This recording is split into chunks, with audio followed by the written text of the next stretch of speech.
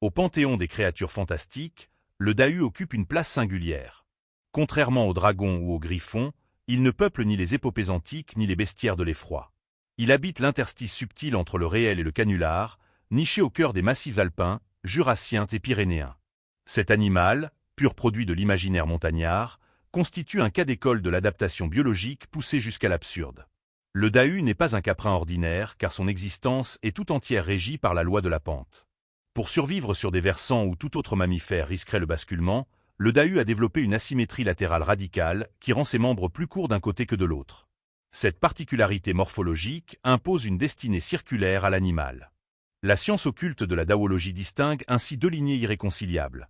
Les dextrogyres, dont les pattes droites raccourcies les condamnent à une rotation perpétuelle dans le sens horaire, et les lévogyres, qui parcourent les cimes en sens inverse.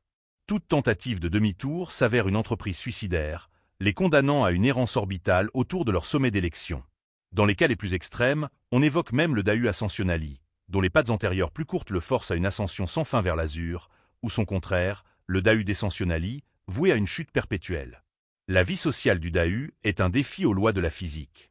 La rencontre entre deux individus de lignées opposées sur un même sentier constitue un drame métaphysique. Incapables de se contourner ou de reculer, ils s'observent jusqu'à ce que l'épuisement ou la chute ne tranche leur destin. L'accouplement lui-même relève de l'acrobatie de haute voltige, nécessitant une synchronisation parfaite et un appui précaire pour compenser leur déséquilibre structurel. Pourtant, c'est à cette persévérance dans l'impossible que l'on reconnaît la noblesse du Dahu, qui laisse pour seule trace de son passage ces sentiers horizontaux qui saignent les montagnes comme des fils d'Ariane.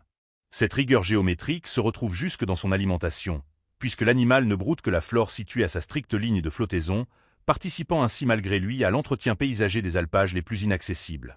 Le Dahu est aussi le protagoniste d'un rituel social immuable qu'est la chasse. Cette pratique, qui s'apparente davantage à une pièce de théâtre qu'à une activité synégétique, sert de rite de passage pour les citadins et les néophytes. Le stratagème repose sur une faille psychologique de l'animal, sa curiosité.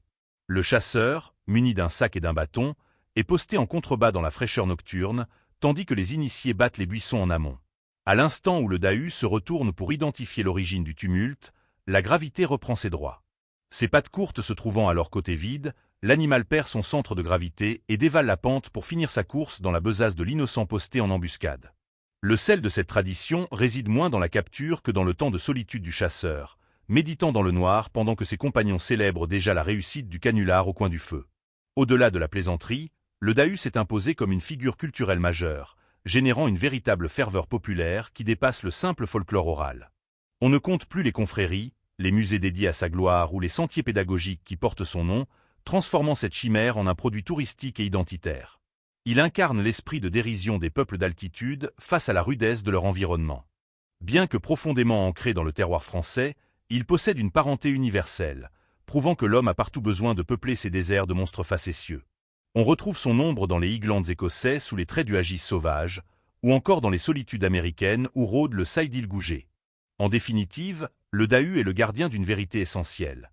La montagne n'est pas seulement un empilement de roches et de glace, c'est un territoire de l'esprit. Qu'il soit un lointain cousin du chamois ou une pure invention de bergers facétieux, le Dahu continue de courir sur les versants de notre culture populaire. Il nous rappelle que le merveilleux naît souvent d'un simple décalage, d'une rupture d'équilibre ou d'une perspective un peu trop inclinée, invitant chacun à garder un œil ouvert sur l'invisible et surtout à ne jamais perdre son sens de l'humour face à l'absurde.